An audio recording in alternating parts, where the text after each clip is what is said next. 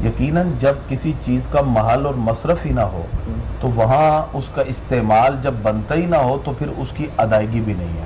لہذا اس صورت کے اندر وہ زکوٰۃ اس پر اسی طرح واجب الذمہ ہے، وہ دینی پڑے گی.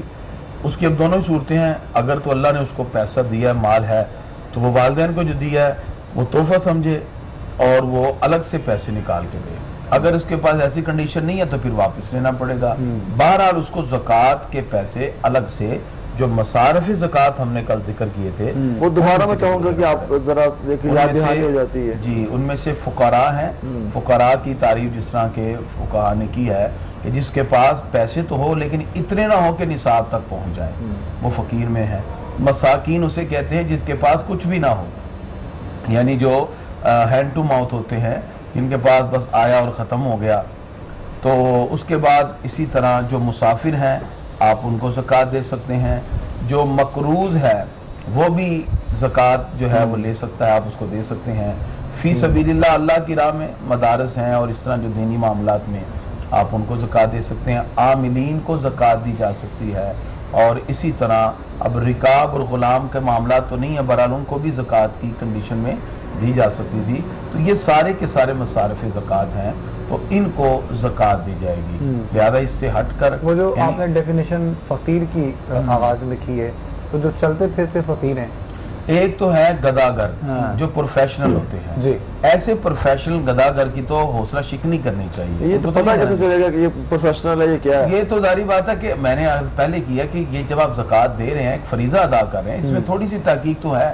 مطلقاً کوئی بندہ ویسے مانگتا ہے تو آپ اس کی کنڈیشن سے اندازہ لگا لیں، اس کو ویسے ہی کوئی نہ کوئی خیرات دے دیں. زکوٰۃ کے لیے باقاعدہ طور پر آپ کو چاہیے کہ کم از کم آپ تحقیق کریں کہ جس کو دے رہے ہیں کہ وہ واقعہ حقدار بھی ہے کہ نہیں. تو پروفیشنل گداگروں کو نہیں دینا چاہیے، ہمیں ان کو زکوٰۃ دینی چاہیے جو واقعی حقدار ہے. جس میں ہم نے کنڈیشن بتائی، سب سے پہلے اپنے گھر سے آغاز کرے. گھر سے مراد یہ ہے کہ اپنے بہن بھائیوں کو دیکھے، اس کے بعد رشتہ داروں کو، پھر اہل محلہ کو، پھر دوسری طرف منتقل کرے. اس ترتیب اللہ مصطفیٰ فرمائیے گا. پاس بھی زکوٰۃ دے سکتا ہے کہ آپ کی ساری باتیں خلاصے ہے کہ قبل از وقت پیسے زکوٰۃ کے دیے جا سکتے ہیں کہ نہیں. آپ کی بات کا خلاصہ ہے تو جواب ہے کہ بالکل قبل از وقت، یعنی آپ ابھی سال کے شروع میں ہی درمیان میں جب چاہیں زکوٰۃ کے پیسے دے دیں. سال کے گزرنے کے بعد فرض ہوتی ہے، لیکن سال کے دوران بھی، ڈوریشن کے دوران بھی آپ دے سکتے ہیں. لہذا اس صورت میں اگر قبل از وقت وہ زکوٰۃ نکال کے دے دیتا ہے اور اگلے سال ممکن ہے اس کی 50,000 سے زیادہ زکوٰۃ بنے تو زیادہ بڑھے گی. جتنی بڑھ جائے گی، 60,000 ہو گئی تو 50 تو آلریڈی وہ دے چکا ہے، 10,000 اور نکال کے دے دے گا. یہ کنڈیشن ہوگی. یہ بھی ہو سکتا ہے نا، یہ بھی ہو سکتا ہے اس نے ₹1,00,000 دے دیا، نیکسٹ ایئر وہ صاحب نصاب ہی نہیں رہتا. یہ تو انسان کی سوچ ہے نا کہ میں ایڈوانس ₹50,000 میں ایڈوانس اپنے آئندہ سال کی بھی زکوٰۃ دے دوں. اگر وہ زکوٰۃ صاحب نصاب ہی نہیں رہتا تو اس صورت میں تو پھر اس کا صدقہ ہی جائے گا. وہ ٹھیک ہے، وہ تو اس کا صدقہ ہو جائے گا. اگر وہ نہیں رہا تو پھر اس کا وہ صدقہ ہو جائے گا. بالکل ٹھیک ہے. کریم صاحب، یہ دسترخوان جو لگائے جاتے ہیں افطار میں، اکثر دیکھا ہے بہت بہت بڑے پیمانے پہ اہتمام کیا جاتا ہے، اور کوئی بندہ جو صاحب نصاب ہو اگر وہ اپنے زکوٰۃ کے پیسوں میں سے یہ دسترخوان لگا رہا ہے تو وہ نہیں، ایسے ہرگز نہیں ہے. دیکھیے زکوٰۃ میں تملیک شرط ہے. اگر آپ کسی کو کھانا کھلانے کے لیے مباح کر دیتے ہیں، جی، یعنی آپ دسترخوان لگاتے ہیں اور کہتے ہیں اور کھانا کھا لو، اس کو مالک نہیں بنایا، ٹھیک ہے، اس صورت میں زکوٰۃ کبھی بھی ادا نہیں ہوگی. مطلب وہ زکوٰۃ تو پھر ہوئی نا ہو ہی نہیں. یعنی یہ بھی ہمارے یہاں بہت غلط فہمی ہے. دیکھیں، اگر آپ کسی بچی یتیم ہے، اس کو اس کے شادی پر کھانا دینا چاہ رہے ہیں تو ملکیت میں میں آپ کی بہت معذرت سے بات کاٹ رہا ہوں. لوگوں کے ذہن میں ایک کنسیپٹ ہوتا ہے کہ غریبوں کی خدمت کرنی ہے نا، تو اس طرح کر دیں. نہیں، غریبوں کی خدمت کے ساتھ ساتھ زکوٰۃ کی شرط ہے کہ مالک بنانا. بالکل، اس کی شرط ہے کہ ملکیت ہو، تملیک ہو. آپ کھانے کا دسترخوان سجانے کے بعد اگر زکوٰۃ کے پیسے سے کھانا لگا رہے ہیں، آپ مالک نہیں بنا رہے بلکہ آپ اس کو کھانے کے لیے مباح کر رہے ہیں کہ آئے اور کھانا کھا کے جائے. بالکل، اس کا مالک نہیں ہے. تو جب تک تملیک شرط ہے جو وہ نہیں پائی گئی، زکوٰۃ ادا نہیں ہوگی. اس صورت میں اگر کوئی شخص کھانا دینا چاہتا ہے، جیسے یتیم بچیوں کی شادی میں لوگ دیتے ہیں، تو وہ اس کے مالک بنائے. یعنی وہ کھانا دیں اور کہیں یہ آپ اس کے مالک ہیں، پھر آگے وہ کھلائیں وہ ٹھیک ہے، لیکن کھانے کو مباح کر دینے سے زکوٰۃ ادا نہیں ہوتی جب تک اس کی ملکیت کی شرط۔ یہ ایک بہت اہم سوال یہ بھی اس حوالے سے تھا جو لوگوں کے ذہن میں کنسیپٹ، اور جو واٹس ایپ سوال ہے وہ بھی پوچھ لیں آپ۔ ہاں کو ٹھیک ہے، یہ بھی ذہن میں رہے کہ شوہر پہ لازم نہیں ہے کہ وہ بیوی کے سونے کی زکوٰۃ دے، کیونکہ ملکیت بیوی کی ہے، یہ تو اگر وہ دے دیتا ہے تو ٹھیک ہے، اس کی طرف سے استحسان ہے، لیکن بیوی پر لازم ہے۔ اب بیوی کہہ رہی ہے کہ شوہر نہیں راضی ہے کہ میں نے زکوٰۃ نہیں دینی، تو بیوی پر لازم ہے کہ وہ سونے کا اتنا حصہ جو زکوٰۃ کا بنتا ہے وہ بیچے اور پھر اس کو اللہ کی راہ میں دے، ادروائز وہ گناہگار ہوگی۔ ملکیت ہے نا، اب میرے آپ ایک چیز ملکیت کر دیتے ہیں، میں اس کا مالک ہوں تو آپ تو نہیں اس کی زکوٰۃ دے سکتے نا، میں نے اس کی زکوٰۃ دینی ہے، یہ میری ملکیت میں ہے۔ اگر میرے پاس پیسے نہیں ہیں تو میں اس کو باہر جا کے سیل کر دوں، زکوٰۃ تو دیں، حلال تو کرنا ہے میں نے اپنے مال کو۔ اگر وہ چاہتی ہے کہ سونا میرا جو ہے وہ حلال ہو تو اس کو بیچ کے زکوٰۃ شرعاً حکم ہے اور جو طریقہ کار ہے یہی ہے، وہ اپنے مکمل معاملات اس طرح جو ہے، اسی طرح قربانی کا مسئلہ ہے، قربانی کا بھی مسئلہ علامہ صاحب فرمائیے گا کہ نماز بھی ادا کرتے ہیں، روزے بھی رکھ لیے، جب زکوٰۃ دینے کی باری آتی ہے کہ 1 کروڑ کسی کے پاس ہے تو اس کی 2.5 لاکھ بنے گی؟ نا بالکل اتنی تو بنتی ہے، لاکھ کے پیچھے 2.5 ہے، اتنی قیمت ہے نا جس کی بھی آپ لگائیں، اس کو 40 پہ تقسیم کر دیں وہ زکوٰۃ ہے، لاکھ کے پیچھے 2.5 ہے، اس کو آپ تقسیم کر لیں، 1 کروڑ روپیہ ہے، اس کو 40 پہ تقسیم کریں، آپ تقسیم کریں تو میں دیر باتیں بھی کرتا ہوں، یعنی آپ کسی بھی چیز کی جب زکوٰۃ نکالتے ہیں اس کا شرعی طریقہ ہی ہوتا ہے 2.5 لاکھ ہی بنے گی۔ تو علامہ صاحب سوال اس کے عوض جو اس کو رقم آ رہی ہے اس پر زکوٰۃ پھر ہوگی؟ ظاہری بات ہے، انویسٹمنٹ کی کنڈیشنز ہوتی ہیں کئی، مثال کے طور پہ ایک شخص نے پیسہ لگایا اور اس کا پیسہ مختلف چیزوں میں لگایا، پیسے کا کچھ حصہ مشینری پر ہے، کچھ حصہ چیزوں کے بنانے پر یعنی پروڈکٹ پر ہے، اور باقی کچھ پیسہ ہے اس کے پاس نقد میں، تو ایسی صورت میں جو اس نے انویسٹمنٹ کی ہے مشینری پر اس پر تو زکوٰۃ نہیں ہے، لیکن جو اس نے پروڈکٹ لی ہے، جو پروڈکٹ اس نے اس سے بنوائی ہے، یا اس کے پاس کیش ہے یا اس کے پاس پروفٹ آ رہا ہے، ان ساری چیزوں پر زکوٰۃ ہوگی صرف مشینری کے علاوہ۔ تو لہذا ہمیں اس چیز پہ خاص طور پہ خیال رکھنا چاہیے، جب بھی کوئی کاروبار کریں یا کوئی انویسٹمنٹ کریں اس میں ہمیں پتہ ہو کہ ہم نے کتنا پیسہ مشینری پہ لگایا ہے اور کتنا پیسہ ہمارا پروڈکٹ تیار ہے اور کتنا ہمیں اس میں پروفٹ اور منافع آ رہا ہے، تو جو پروفٹ منافع اور پروڈکٹ بنتی ہے ان سب پہ زکوٰۃ دینا لازم ہوتا ہے، مشینری پر زکوٰۃ نہیں ہوتی۔ سر ایک کالر ہمارے ساتھ کافی دیر سے ہولڈ پہ ہیں، ان کو شامل کر رہے ہیں پروگرام میں۔ السلام علیکم۔ وعلیکم السلام، سر جی محمد اکرام عرض کر رہا ہوں خانوال سے۔ جی اکرام صاحب کہیے گا، بسم اللہ۔ جی سر جی رفیع صاحب سے سوال پوچھنا تھا کہ داڑھی کے متعلق اگر روزہ رکھ کے آدمی شیو کرے، اگر جانا ہو کام پہ تو شیو کرتا ہے تو اس میں کوئی روزے پہ کوئی حرج یا اس بارے میں تھوڑا سا ذرا مفتی صاحب سے پوچھنا تھا۔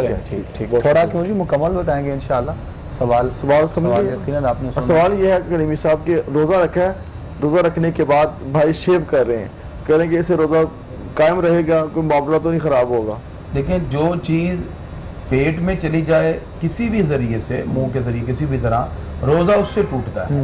باقی جہاں تک بات رہ گئی ہے کہ اس کے علاوہ آپ کوئی ایسا عمل کرتے ہیں جس سے کوئی چیز جسم میں داخل نہیں ہو رہی تو روزہ نہیں ٹوٹتا۔ اب جہاں تک بات رہ گئی شیف کی، ظاہری بات ہے اب اگر اس حیثیت سے دیکھا جائے تاکہ نبی کریم صلی اللہ علیہ وسلم کی ایک سنت ہے، اس کے قیام کے لیے انسان کو کوشش کرنی چاہیے، البتہ اس سے روزے پر فرق نہیں پڑتا، سنت کا ترک کرنے کا وبال وہ الگ سے لازم ہے۔ اب وہ الگ سے، اصل میں ان کی مجبوری ہے نا، جاب پہ جانا ہے، وہ کہہ رہے ہیں تو پھر بھی کتنی بھی مجبوری ہو سنت کی تکمیل کریں گے انشاءاللہ، اللہ تعالیٰ اس کی ان کے کاروبار میں معاملات میں بھی آسانی پیدا کرے گا، کیونکہ ترک سنت کا وبال تو ہے، لیکن روزے پر اس سے فرق نہیں پڑتا۔ بہتر تو یہ ہے کہ ان کو نبی کریم صلی اللہ علیہ وسلم کی سنت سے چہرہ سجا لینا چاہیے۔ چلیں آپ یہ نیت کر لیں، ہمارے جو خانے جو شیوخ ہیں عرب دنیا کے یا باہر کے، وہ جو نہیں رکھتے، بڑے بڑے علماء ہیں، تو ان کو بھی وبال جائے گا۔ تعرف الرجال بالحق لا الحق بالرجال، لوگ حق سے نہیں پہچانے جاتے، حق لوگوں سے نہیں پہچانا جاتا، لوگ حق سے پہچانے جاتے ہیں۔ یہ امام فخر الدین رازی رحمۃ اللہ علیہ کا قول ہے کہ آپ کسی بندے کو دیکھ کے کہیں کہ آپ بتائیں شریعت، تو ہم لوگوں سے شریعت کو نہیں دیکھیں گے، ہم شریعت میں رسول اللہ صلی اللہ علیہ وسلم کی ذات اقدس کو دیکھیں گے۔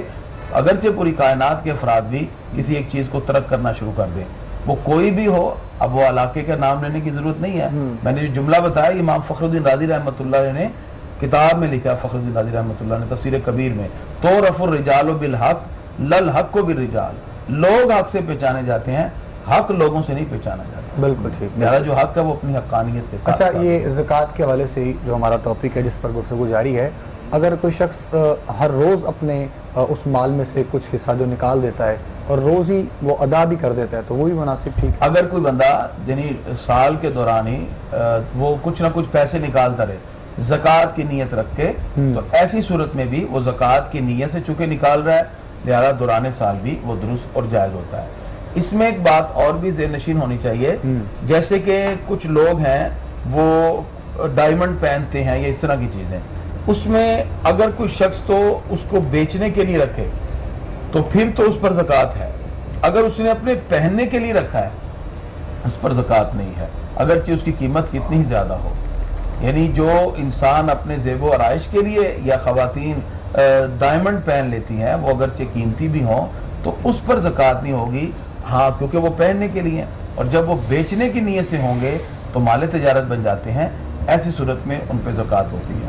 اسی طرح جب کسی نے زکوٰۃ نکالنی ہے تو اس نے کسی کو مالک بنانا ہے، لیکن یہ نہیں ہے کہ کوئی منفعت کا مالک بنا دے یا مباح کر دے، زکوٰۃ نہیں ہے۔ مثال کے طور پہ ایک شخص کے مکان ہے تو وہ کسی کو کہتا ہے جی اس کا 20,000 روپے کرایہ ہے، 3 مہینے رہ لو تو تمہاری جو 60,000 میری جو زکوٰۃ ہے 60,000 روپیہ وہ اس طرح نکل جائے گی۔ اچھا، ایسے نہیں نکلتی، یہ صورتحال نہیں ہو سکتی کیونکہ اس کی وجہ ہے کہ وہ تو صرف رہنے کے لیے دے رہا ہے مکان، تو منفعت سے زکوٰۃ کی ادائیگی نہیں ہوتی، بلکہ زکوٰۃ کی ادائیگی کے لیے اس شے کا اس پیسے کا مالک بنانا لازم اور ضروری ہوتا ہے، وگرنہ صرف منفعت کہہ دینا کہ یہاں سے نفع اٹھا لو یا یہاں مکان میں کرائے پہ رہ لو بغیر پیسے کے، میں وہ جو آپ کا کرایہ اس کو اس میں شامل کر لوں گا، صرف منفعت سے زکوٰۃ ادا نہیں ہوگی۔ بالکل ٹھیک، بالکل ٹھیک ہے۔ اصل میں وہ بہت سے ایسے لوگ بھی ہیں نا جو کاروباری، جو یہ سوال کیا گیا، مطلب جو جن کا کاروبار بہت وسیع ہے، وہ اپنے معاملات ساتھ ساتھ دیکھتے رہتے ہیں اور اس پر وہ زکوٰۃ کے پیسے الگ کر دیتے ہیں یا نکال دیتے ہیں، تو وہ پھر ان کے لیے مناسب ٹھیک ہے۔ بعض احباب کاروبار کے دوران ہی نکال کے سائڈ پہ رکھتے ہیں زکوٰۃ کی نیت سے، یا ساتھ ساتھ ہی دیتے رہتے ہیں، دونوں صورتوں میں۔ اس صورتحال میں تو پھر وہ اس کی پریشانی بھی نہ ہوگی نا کہ مطلب جب کاروبار زیادہ ہو یا کم ہو، ظاہر ہے جو دے رہے ہیں وہ کم زیادہ میں سے دے رہے ہیں نا، ایسی ہے وہ اینڈ پہ جا کے نہیں، جب سال پورا ہوگا پھر وہ اپنا حساب لگائیں گے کہ میرے پاس جتنی اماؤنٹ ہے تو کتنی زکوٰۃ بنی۔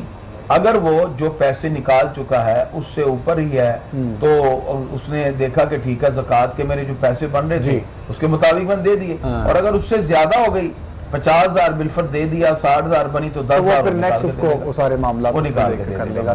اچھا یہ بتائیں کہ یہ جو مدرسہ تو نہیں بن رہا یا کوئی ایسا وہاں طالب علم نہیں ہے، تو جو مسجدوں کے باہر اگر بینر لگے ہوتے ہیں زکوٰۃ یہاں دی جائے یہاں، تو یہ صورتحال مدرسے کے بیچ میں لے ہیں آپ؟ میں اس میں پہلے نہیں بن رہا، پہلے نہ لائیں، پہلے آپ ایسے جواب میں دونوں عرض کر دیتا ہوں۔ اکثر مساجد جواب ہو جائے گا جی، اکثر مساجد میں یوں ہوتا ہے کہ کسی ایک مدرسے کے طلباء یا اس مدرسے میں پڑھانے والے اساتذہ اس مسجد میں خطیب ہوتے ہیں۔ اب اس مسجد کا تو بظاہر کوئی مدرسہ نہیں ہے، لیکن وہ اپنے اپنے اداروں کے لیے زکوٰۃ ایک مسجد سے اکٹھی کر کے اس مدرسے میں منتقل کر دیتے ہیں۔ ٹھیک ہے، تو ایسی صورت میں تو جائز ہے، ظاہری بات ہے وہ کہیں گے جی ہم نے جو زکوٰۃ لی ہے تو یہ ہم فلاں ادارے میں ٹیچر ہیں یا پڑھا رہے ہیں، استاد ہیں، یا ہم نے وہاں سے پڑھا ہے تو ہم اپنے مادر علمی کو یہ زکوٰۃ کے پیسے مہیا کرنا چاہتے ہیں، تو وہ زکوٰۃ کا پیسہ اکٹھا کرنے کے بعد جا کے متولی کو دیتے ہیں، یہ تو جائز ہے، اس میں کوئی کنڈیشن نہیں۔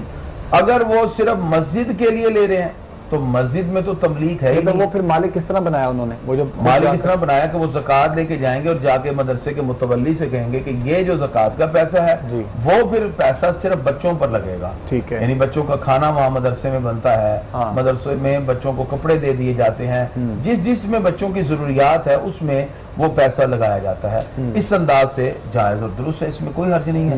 اور اگر مسجد کے لیے اکٹھی کی جا رہی زکوٰۃ تو یہ درست نہیں ہے، کیونکہ مسجد میں تو تملیک شرط ہی نہیں، شرط جو تملیک ہے وہ پائی نہیں جا رہی۔ مسجد تو باقاعدہ طور پہ جو ہے کہ اس میں کوئی ایسا سسٹم نہیں ہے کہ جس میں مالک بنایا جا سکے، تو اس طرح مدرسے میں زکوٰۃ لگے گی۔ اور جن مدارس کا مسجد کے ساتھ ملک ہونا ثابت ہے، ایک مسجد ہے ساتھ مدرسہ ہے، تو پھر وہاں بتا کے کہ یہ جو پیسے ہیں ہم مسجد کے لیے دے رہے ہیں وہ زکوٰۃ میں سے نہیں ہوں گے، وہ ویسے آپ اپنے احتیاط وغیرہ دے دیتے ہیں، اور جو زکوٰۃ ہے یہ بتا کے دیں کہ یہ ہم نے مدرسے کے لیے دی ہے، تو پھر مدرسے کے طلباء پہ زکوٰۃ لگتی ہے، ویسے آپ کے جو عطیات ہوتی ہیں پھر وہ مسجد کے اندر لگتی ہے۔ ایک سوال ہم کرنا چاہ رہے تھے، اتفاق سے کوئی ایک سوال آ بھی گیا واٹس ایپ پہ ہی اسی حوالے سے، مطلب جو میسج آیا ہے، جو یہ ادارے مختلف زکوٰۃ اکٹھی کرتے ہیں ان کے بھی جو آویزاں کیے جاتے ہیں بینرز یا پوسٹرز، اور ایک تو صورتحال یہ ہے کہ وہ کہا جاتا ہے کہ آپ زکوٰۃ اکٹھی کریں، اس کے عوض جو کمیشن ہوگی وہ ہم آپ کو اس میں سے دے دیں گے، ایک صورتحال یہ ہے۔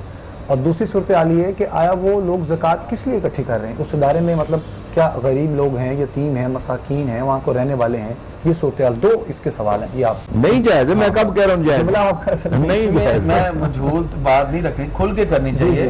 ہاسپٹل ہو، کوئی نئی بات ٹرسٹ کرنے ہو، لگے آپ، مجھے لگتا ہے نہیں وہی بات کہ ٹرسٹ ہے، ہاسپٹل ہے، کچھ بھی ہے، وہاں کے جو پیشنٹ ہیں، مریض ہیں، ان پر زکوٰۃ لگے گی، اور کوشش کی جائے کہ اس کے لیے تحقیق، جیسے کہ عموماً پرفارما ہوتا ہے ہاسپٹل میں، وہ کہتے ہیں جی آپ مستحق ہیں، کہتے ہیں جی مستحق ہیں، پھر وہ اس پر اس کی آمدنی اور نیم وغیرہ سارا لکھ کے پھر کسی سے تصدیق کرانے کے بعد پھر اس کا علاج کرتے ہیں، وہ ایک فہرست الگ بنتی ہے۔ تو یہ طریقہ کار بہتر ہے، یعنی ایسے ٹرسٹ میں یا ہاسپٹل میں جب علاج کا معاملہ ہو تو جو واقعی زکوٰۃ کا مستحق ہے تو اس سے ایک آپ فارم فل کروا لیں، عموماً ہوتا ہے یہی، اور یہ ریکارڈ میں بھی لگ جاتا ہے، پھر اس سے یہ فائدہ ہوتا ہے کہ آپ کے بالکل آپ مطمئن ہیں کہ آپ نے زکوٰۃ کا پیسہ اس کو دیا اور واقعی مستحق ہے، اور آپ اس کو مالک بھی بنا رہے ہیں اور بائی نیم بنا رہے ہیں، اس سے زکوٰۃ کی ادائیگی بھی ہو جائے گی اور کوئی شکوک و شبہات بھی نہیں۔ چلیں ٹھیک ہے جی، آپ جواب دے رہے تھے اسی سوال کا، علامہ صاحب نے بھی جواب دیا، یہ ادارے اور یہ ٹرسٹ یہ سارے معاملات، تو یہ شرائط تو پھر زکوٰۃ کی ہوگی نا جو آپ لوگوں نے بیان کی،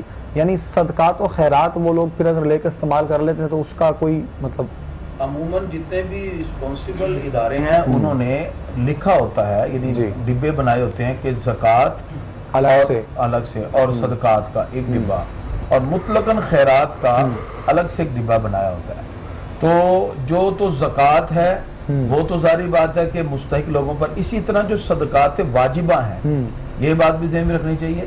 صدقات واجبہ کیا ہیں؟ جیسے فطرانہ ہے، یہ بھی مستحق پہ لگتا ہے، صدقات فطرانہ، اور اس کے علاوہ جو بندہ کسی بات کی مثال کے طور پہ وہ منت مان لیتا ہے، اس کا بھی جو اس نے پیسے دینے ہیں اگر کسی صورت میں، تو وہ بھی اسی میں شامل ہوں گے۔ تو زکوٰۃ اور صدقات واجبہ اس کو ایک ہی ڈبے میں رکھنا چاہیے اور اس کو اسی انداز میں خرچ بھی کرنا چاہیے جو اس کی شرائط ہیں۔ باقی جو مطلقاً خیرات ویسے ہی لوگ کر دیتے ہیں، کسی کو پیسے دے دیے یا ویسے ٹرسٹ کو کہہ دیا کہ ہماری طرف سے یہ آپ رکھیں، اس کو آپ کسی بھی مد میں کریں۔ تو ہمیں چاہیے کہ جتنے بھی ادارے ہیں، جو ٹرسٹ ہیں، ان تک یہ پیغام منتقل کریں کہ وہ کم از کم اس کا خیال ضرور رکھیں کہ یہ زکوٰۃ ہے اور اس کے شرائط اور صدقات واجبہ یہی ہیں۔ ایک مزید اور حوالے سے یہ ہے کہ اگر کوئی ایسا ٹرسٹ ہے یا کوئی ہاسپٹل یا کوئی ادارہ جو بھی ہے جو زکوٰۃ پر چل رہے سارے معاملات، اس کی جو دوائیاں ہیں، جو ادویات وہاں پر دی جاتی ہیں، وہ سب زکوٰۃ کے حوالے سے ہیں۔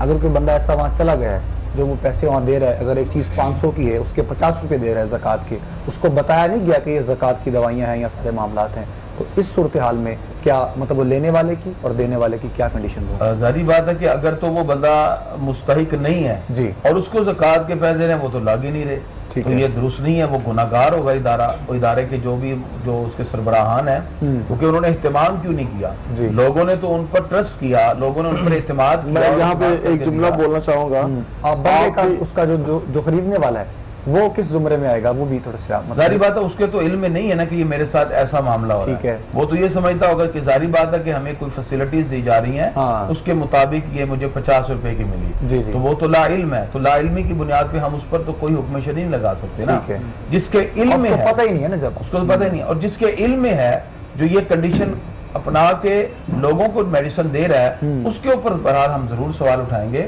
کہ اس نے کیوں ایسا کام کیا۔ آپ نے بات کی ہے اداروں کی کہ اداروں کو اپنا نظام بہتر چلانا چاہیے، تو آپ بھی یہاں رہتے ہیں، ہم بھی یہاں رہتے ہیں، تو ایسا نظر آتے ادارے آپ کو؟ نہیں ہے، بہت سے ادارے ہم نے دینی اداروں میں دیکھا کہ باقاعدہ وہاں 2 باکس رکھے ہیں، ایک میں زکوٰۃ اور صدقات 4-5 رکھے ہوتے ہیں دینی اداروں، اور بعد میں خیرات ہے، وہ 4-5 تو ظاہری بات ہے کنڈیشنز پہ ہے نا، لیکن کم از کم اتنا فرق جو ہے جو رسپانسیبل ادارے ہیں انہوں نے ضرور رکھا ہوتا ہے۔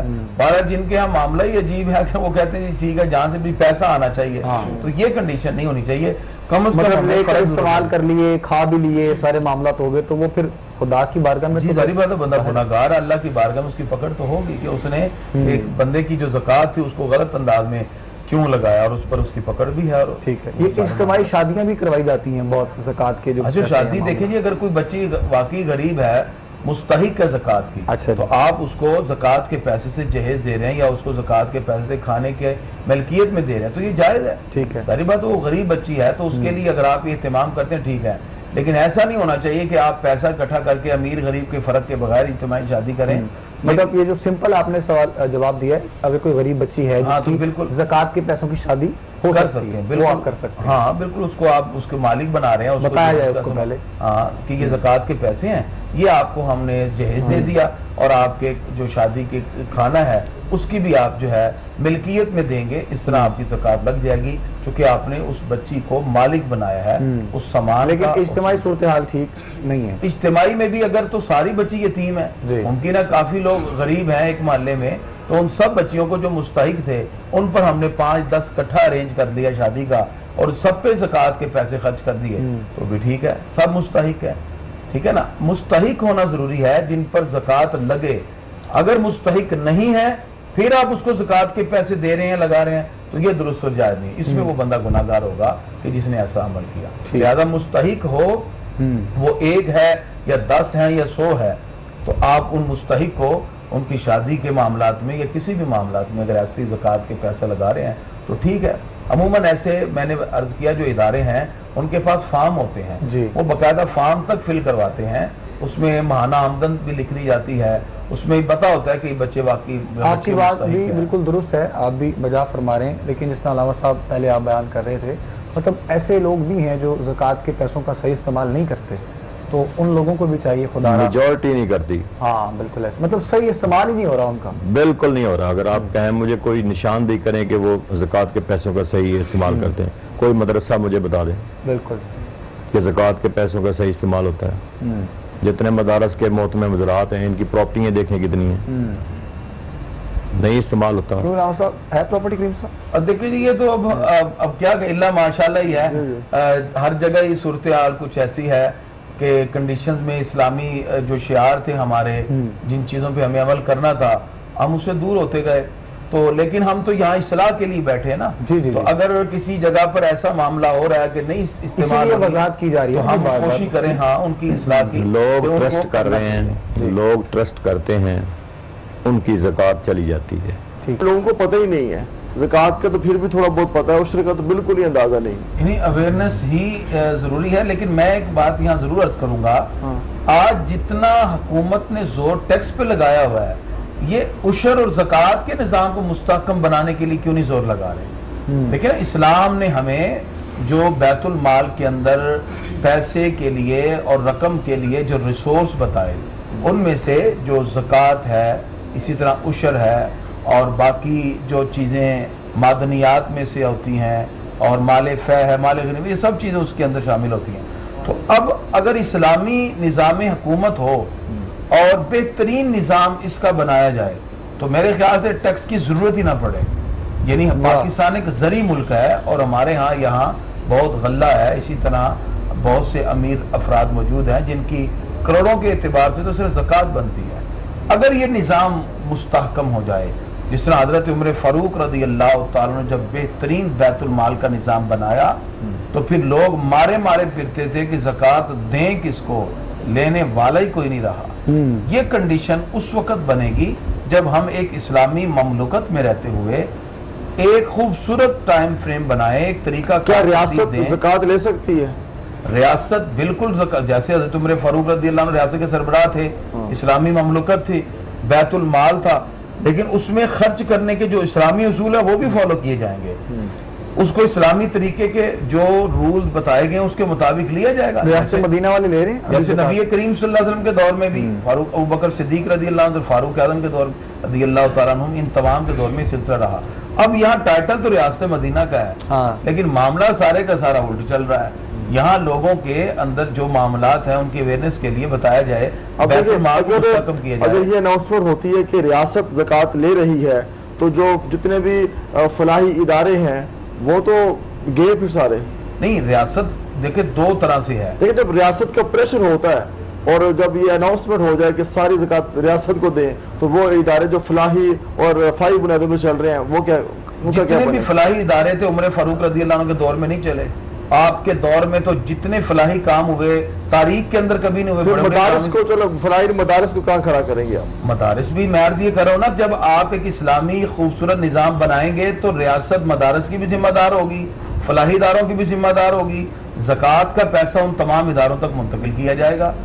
جس طرح حضرت عمر بن عبدالعزیز رضی اللہ تعالیٰ عنہ آپ کے دور میں یہ سلسلہ چلا, اور جتنی ترقی آپ کے دور میں ہوئی علوم کے اعتبار سے, اداروں کے اعتبار سے, اس وقت مدارس بھی چلے, ہاسپٹل بھی چلے, فلاحی ادارے بھی چلے.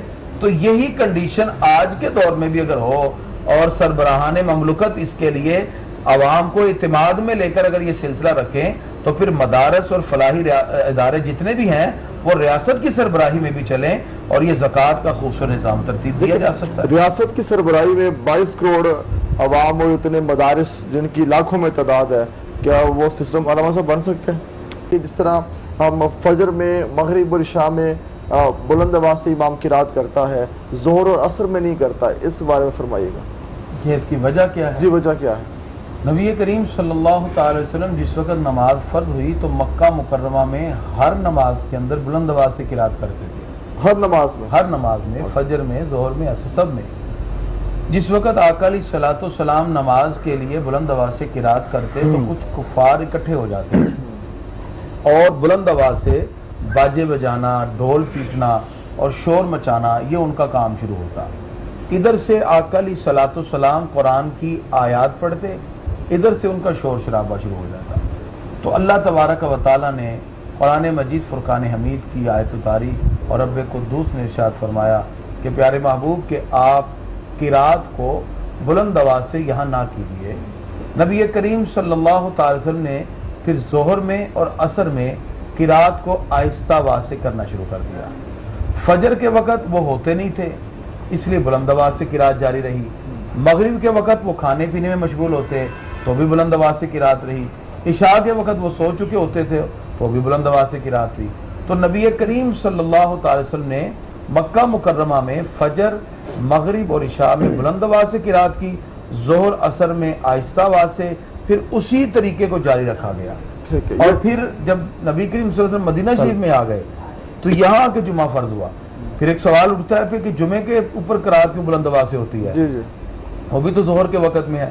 تو جواب یہ ہے کہ مدینہ شریف میں آ کے جمعہ فرض ہوا ہے, مکہ شریف میں جمعہ تھا ہی نہیں. تو اس لیے جب جمعہ فرض ہوا مدینہ شریف میں آ کے پہلے دن سے بلند آواز سے قرات ہوئی تو آج تک وہی بلند آواز سے قرات جاری ہے ساری. ٹھیک ہے. دوسرا یہ بتائیے گا علامہ صاحب کہ جو بیٹھ کے نماز پڑھتے ہیں, چیئرز ہوتی ہیں مساجد کے اندر, تو کیا ماتھا اس میں ٹیک سکتے ہیں یا کیا کیا جائے؟ اس میں دو صورتیں ہیں. بعض نے تو کہا ہے کہ آپ ٹیک سکتے ہیں, بعض نے کہا ہے کہ چونکہ آپ معذوری کی حالت میں چیز پر بیٹھ کے آپ نماز پڑھ رہے ہیں تو آپ اشارتاً بھی, مطلب ہے کہ سجدہ کرنا ہے یا رکوع کرنا ہے, آپ اشارتاً بھی کر سکتے ہیں, نماز آپ کی ہو جاتی ہے. تو بہتر طریقہ اس میں یہ ہے کہ فتح القدیر میں یہ روایت موجود ہے کہ نبی کریم صلی اللہ تعالی وسلم ایک صحابی کی عیادت کے لیے گئے تو دیکھا کہ وہ نماز پڑھ رہے ہیں بیماری کی حالت میں اور تکیہ آگے رکھا ہوا ہے, اور جب وہ سجدے کے لیے جھکتے ہیں تو وہ تکیے پہ سجدہ کر رہے تھے. نبی کریم صلی اللہ علیہ وسلم نے تکیہ اٹھایا اور سائڈ پہ کیا. ان کے پاس ایک پھٹی پڑی ہوئی تھی, انہوں نے وہ آگے کر لی. نبی کریم صلی اللہ علیہ وسلم نے وہ پھٹی بھی سائڈ پہ کی اور کہا کہ نماز پڑھتے ہوئے رکوع کا اشارہ کرو اور سجدے کا اشارہ رکوع سے پست کرو, اخفض من رکوعہ. تو اس سے معلوم ہوا کہ جب کوئی شخص بیماری کی حالت میں چیئر پہ بیٹھ کے نماز پڑھتا ہے اس کو رکوع بھی اور سجدہ دونوں کا اشارہ کرنا ہے, لیکن ان دونوں کو ڈیفائن کیسے کیا جائے گا کہ یہ رکوع کا ہے اور یہ سجدے کا ہے؟ اب جو آج کل کی کرسیاں ہیں پٹی آگے لگی ہوئی ہے, اسی پہ رکوع کا اشارہ اتنا ہی سجدے کا اشارہ ہے. جی جی. تو دونوں برابر ہو گئے. حالانکہ حدیث کے الفاظ ہیں کہ رکوع کا اشارہ سجدے کا اشارہ اخفض من رکوعہ, اپنے رکوع کے اشارے سے پست کرو. تو جب پھٹی آگے لگ گئی تو ایک ہی رکوع اور ایک ہی سجدہ.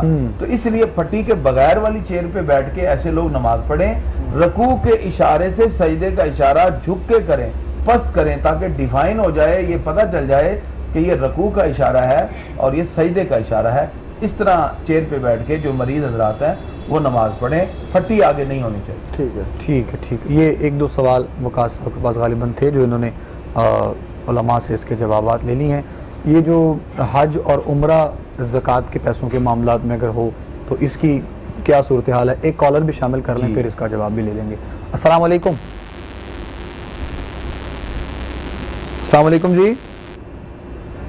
اچھا جی چلیں لائن ڈراپ ہو گئی جی۔ اگر کوئی شخص مستحق ہے اور وہ چاہتا ہے کہ مجھے عمرہ جو ہے اس کی سعادت نصیب ہو جائے، اچھا جی، اور غریب ہے تو کوئی شخص زکوٰۃ کے پیسے سے اگر اس کو پیسے دیتا ہے، ظاہری بات ہے وہ غریب کو دے رہا ہے، ملکیت بھی ہے، ساری شرائط موجود ہیں، اور وہ اس کے ساتھ اگر عمرے پہ چلا جاتا ہے تو پھر وہ جائز ہے، اس کی تو زکوٰۃ لگ۔ کچھ ایسے بھی لوگ ہمارے ہاں ہیں جو ہر سال کسی پروگرامز میں کسی ایونٹ میں عمرے کی ٹکٹ اپنی جانب سے دیتے ہیں 8 10 15 20، تو وہ اس عوض میں دیتے ہیں کہ وہ اپنے زکوٰۃ کے پیسے نکال رہے ہیں۔ نہیں ایسے نہیں، چونکہ وہ تو پوری محفل کے اندر ایک قرآن دازی ہوتی ہے نا، اس میں تو کسی امیر بندے کا بھی نام آ سکتا ہے، ایسے ہی ہے، تو ایسے زکوٰۃ نہیں ادا ہوتی۔ زکوٰۃ کے لیے تو پہلے آپ غریب ڈھونڈیں گے، پھر اس کے بعد اس میں آپ تو کلہم لوگوں کو کہتے ہیں جی آپ اپنا آئی ڈی کارڈ ڈال دیں، جس کا نکلا ہو سکتا ہے وہ تو پہلے سے صاحب نصاب ہو، ٹھیک ہے، تو اس طرح زکوٰۃ نہیں لگے گی۔ ویسے آپ کسی غریب کو ڈھونڈ کے زکوٰۃ لگے گی بھی نہیں، اور جو دینے والا ہے اس کی زکوٰۃ ہوگی بھی نہیں، وہ ہوگی نہیں، ظاہری بات ہے، وہ تو جو ہے مستحق کو دے ہی نہیں رہا، وہ تو صاحب نصاب کوئی اور پیسے دے رہا ہے، ٹھیک ہے نا، ایسے نہیں ہونا چاہیے۔ اس میں اگر آپ چاہتے ہیں کسی کو عمرہ کروانا، محلے میں کوئی غریب ڈھونڈیں اور اس کو کہیں جی یہ میری طرف سے عمرہ کریں، اور وہ غریب بھی ہو اور اس کو زکوٰۃ کے پیسے سے عمرہ کرایا جا سکتا، دونوں صورتوں میں۔ ٹھیک کالر ہے جی ہمارے ساتھ۔ السلام علیکم۔ وعلیکم السلام جی، کون بات کر رہے ہیں؟ کہاں سے؟ میں مسز زاہد بول رہی ہوں لاہور سے۔ جی کہیے گا۔ دیکھیں میں نے یہ پوچھا تھا کہ کوئی جو چہلم اور جمعراتیں کرتے ہیں اس کی یہ کرنی چاہیے کہ نہیں، اور دوسرا ہمیں ایک قاری صاحب نے کہا ہے کہ جب ماں باپ کی وصال ہو جاتا ہے تو اولاد جو پڑھتی ہے وہی جاتا ہے، جو دوسرے لوگ پڑھتے ہیں وہ ان تک نہیں پہنچتا، کیا یہ صحیح ہے؟ اچھا جی، دونوں سوال آپ کے بہت اہم ہیں۔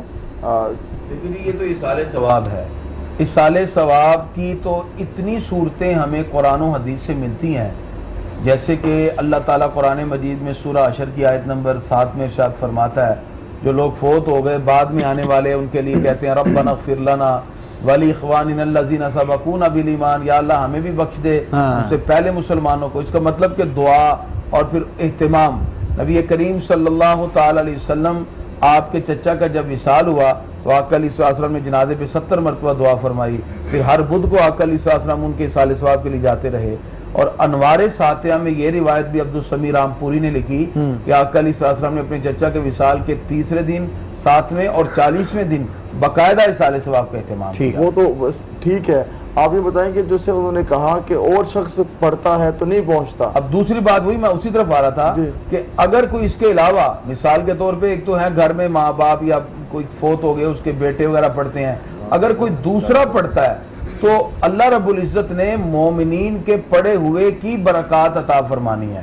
اس میں یہ ضروری نہیں ہے کہ جو گھر والا پڑھے گا تو ثواب پہنچے گا، والدین وہ پڑھیں گے تو پہنچے گا، تو نہیں، کوئی بھی مومن پڑھ رہا ہے اس کی حدیث ہے، حضرت مولا کائنات فرماتے ہیں کہ جس نے 11 مرتبہ سورہ اخلاص پڑھی قل واللہ احد، اور پھر وہ کسی بھی قبرستان یا کسی فوش و دگان کے لیے کہتا ہے یا اللہ یہ ان سب کو پہنچے، تو جتنے مردوں کو یہ بھیجے گا اللہ 11 کے اعتبار سے پڑھنے والے کو ثواب عطا فرماتا ہے۔ سبحان اللہ۔ تو جس نے مثال قبرستان میں 1 لاکھ مردوں کو کہا یا اللہ ان کو بھیجے، وہ جو 1 لاکھ مردے دفن ہے وہ نہ اس کے رشتہ دار ہے، نہ بھائی ہیں، نہ بہن ہے، وہ تو ان کے ساتھ صرف ایک ایمانی رشتہ ہے نا، اور کچھ نہیں ہے۔ تو پھر اللہ تعالیٰ ان کی تعداد کے مطابق اگر 1 لاکھ کو بھیجا تو 11 لاکھ سورہ اخلاص کا ثواب پڑھنے والے کو عطا فرما رہا ہے۔ اور ہم جب نماز کے اندر دعا کرتے ہیں ربنا اغفر لی ولوالدی وللمؤمنین یوم یقوم الحساب، یا اللہ قیامت تک کے لیے اہل ایمان کے لیے یا اللہ ان کو بخشش کا پروانہ عطا فرما، تو یہ جو ہم دعا کرتے ہیں یہ تو ہم اپنے بہن بھائیوں کے لیے تو نہیں کر رہے، یہ تو تمام مومنین کے لیے ہیں۔ تو اس سے ثابت ہوا کہ صرف اپنے ہی رشتہ داروں کے لیے نہیں بلکہ کسی بھی ایمان والے کے لیے دعا، استغفار، ان کے لیے بخشش کے لیے طلب کرنا یہ درست اور جائز ہے، اور ان کا اجر و ثواب بھی پہنچتا ہے۔ جس طرح حضرت سعد بن عبادہ رضی اللہ تعالیٰ نے اپنی والدہ کے لیے پورے کا پورا باغ صدقہ کر دیا، اسی طرح صحابہ کرام میں بھی یہ سلسلہ تھا کہ وہ بالتخصیص اصال ثواب کا اہتمام اسی طرح کرتے تھے. ٹھیک. لہذا نام کوئی بھی رکھ لیں 3 ساتہ 40واں اصال ثواب کی کنڈیشن میں اگر آپ کسی کے لیے کچھ پڑھ کے کچھ صدقات میں کچھ عبادت میں اور کوئی نفلی صدقات کی صورت میں کسی کو بھیجیں اللہ تعالیٰ اس کو برزخی زندگی میں اس کا اجر اور ثواب عطا فرماتا ہے. جزاک اللہ. شامل جو زکوٰۃ کا حکم ہے وہ تھوڑی سی اگر وضاحت آپ کی بھی کر دیں تو پھر. یعنی اگر کوئی یہاں 2 کنڈیشن ہے. اگر ایک بندے نے کسی کو قرضہ دیا جی ظاہری بات ہے جو قارض ہے جو دینے والا ہے اس نے جس کو دیا ہے وہ مقروض ہے. تو جو مقروض ہے وہ تو اس پیسے کی زکوٰۃ نہیں دے گا جی جس کے پیسے ہیں اس نے اس کی زکوٰۃ دینی ہے. ٹھیک ہے. اب قرضے کی بھی کئی نوعیتیں ہیں. بعض لمیٹیشن کے ساتھ ہوتا ہے کہ 2 مہینے بعد واپسی ہوگی 6 مہینے بعد واپسی ہوگی. تو جو زکوٰۃ دے رہا ہے اس کو چاہیے کہ اگر تو اس کو یقین ہے کہ یہ مل ہی جانا ہے تو وہ ساتھ ہی اس کا قرضہ بھی قرضے کی بھی زکوٰۃ نکال لے یعنی جس نے اس کو دی. اور جو لینے والا ہے اس کی بھی 2 کنڈیشن ہے کہ اس کے پاس وقتی طور پر تو اس نے قرضہ اٹھایا ہے 1 لاکھ 2 لاکھ روپیہ لیکن ذاتی ملکیت میں اس کے پاس اس سے بھی زیادہ پیسہ ہے تو وہ وقتی طور پر اس کے ہاتھ میں نہیں ہے وہ کاروباری معاملات میں پھنسا ہے اس کو مل جانا ہے. ایسی صورت میں اس کے پاس جتنا اس نے قرضہ لیا اس کو مائنس کرنے کے بعد جتنا پیسہ بچتا ہے اس کی وہ زکوٰۃ دے گا. لیکن پہلے جو اس نے قرضہ لیا ہے اتنے پیسے مائنس کرے گا. اس کے بعد جو اس کے پاس پیسے بچیں گے اگر وہ نصاب سے اوپر ہے تو اس کو اس کی زکوٰۃ دینی پڑے گی. لہٰذا اگر 2 لاکھ کا مالک ہے 50,000 روپیہ قرضے میں نکل گیا 1.5 لاکھ اس کے پاس پھر بھی ہے تو وہ 1.5 لاکھ کی زکوٰۃ دے گا. اس مقام پر یہ جو مختلف ادارے آپ نے بھی دیکھا ہوگا یہ جو پیسے ہم مطلب یہ لوگ اکثر لے لیتے ہیں وہاں سے ID کارڈ وغیرہ کچھ اپنی ضمانتیں دے کر یہ سارے معاملات وہ جو دینے والے ادارہ ہے ان کی کس صورتحال میں زکوٰۃ دیکھیں گے. اور جو بینک زکوٰۃ کاٹتا ہے اس بارے میں بتائیے. لیکن 2 باتیں آپ نے کی. جب پہلے تو ہے کچھ ادارے بنے ہیں ایسے جو زکوٰۃ کا پیسہ لیتے ہیں اور پھر غریبوں کو دیتے ہیں یا اس کو مطلب یہ دونوں میں صورتحال چینج ہے. ایک تو یہ ہے نا جی اور ایک وہ ہے کہ جو بندہ یہ کام کر رہا ہے اگر وہ اپنا کام کر رہا ہے تو وہ جو اس کا وہ جو پیسہ انویسٹ کیا ہوا ہے وہ کس زمرے میں آئے گا اس میں سے زکوٰۃ کیسے نکالے گا. یہ 2 چیزیں ہیں سر. یعنی اگر کسی نے کسی پیسہ انویسٹ کیا ہے لوگوں کو دیا ہوا ہے جی قرضوں پر بالکل تو ظاہری بات ہے اس کو پتا ہے کہ میں نے قرضے پہ دیا اور قرضے ہنسنا ہے اور یہ اس کو مل جانا ہے. تو اس صورت میں اس جو بندہ مالک ہے اس پر اس کی زکوٰۃ لازم ہے. اکثر لوگ جو ہیں ویسے اللہ کی رضا کے لیے لوگوں کو پیسے دے دیتے ہیں 1 لاکھ روپے ایک کو 2 لاکھ ایک کو 50,000 ایک کو. تو جن لوگوں کو انہوں نے پیسے دیے ہیں ان کی وہ زکوٰۃ وہ مالک جو ہے اس کو ادا کرنا ضروری ہے. دوسرا جو بینک کے اندر زکوٰۃ کٹ رہی ہے وہ چونکہ شرعی اصولوں کے مطابق نہیں ہے اس کا خرچ کدھر ہے اس کا مصرف کہاں ہے. اس لیے بہتر یہ ہے کہ جو بینک میں ہمارا پیسہ ہے ہم اس کو نکال کر اپنے ہاتھ سے زکوٰۃ ادا کریں. اس لیے کہ بینک جو زکوٰۃ نکالتا ہے اس کے مصرف کہاں ہے اس کا خرچ کہاں ہے اس کی کیونکہ کنڈیشن واضح نہیں اس لیے ہمیں خود زکوٰۃ اپنے ہاتھ سے نکالنا. سر سوال ہی آیا ہم نے کسی کام پر آنے چاہیے.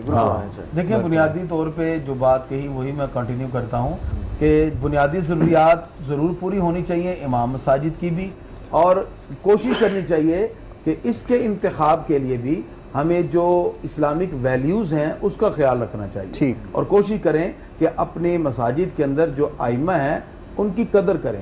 ایک کرسچن پادری ایک جگہ سے گزرا گاڑی پہ تو ہمارے ایک عالم دین وہاں کھڑے تھے وہ بس کے انتظار میں تھے امام مسجد تھے تو کسی نے شرارتاً کہا کہ دیکھیں علامہ صاحب وہ گاڑی میں جا رہا ہے اور آپ بس کے انتظار میں کھڑے ہیں. انہوں نے کہا جی وہ قدر دانوں کا عالم ہے میں بے قدروں کا عالم ہوں.